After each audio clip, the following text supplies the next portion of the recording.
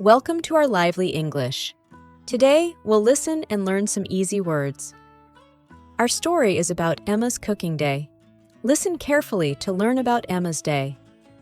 Hi, I'm Emma. Today, I'll share my cooking day with you. I love cooking with my mom. In the morning, we decide to make a cake. We go to the kitchen and find all the ingredients. We mix flour, sugar, eggs, and butter. It's fun to mix everything.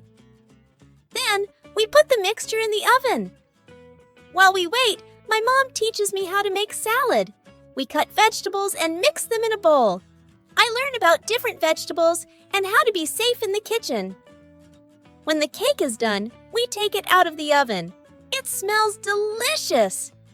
We eat the cake and salad for lunch. It's tasty. After cleaning up, I feel proud of what I cooked. I plan to learn more recipes. Now, let's learn some simple words from Emma's story. Ingredients are the things you need to make a dish.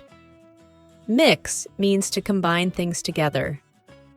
Oven is an appliance that cooks food using heat.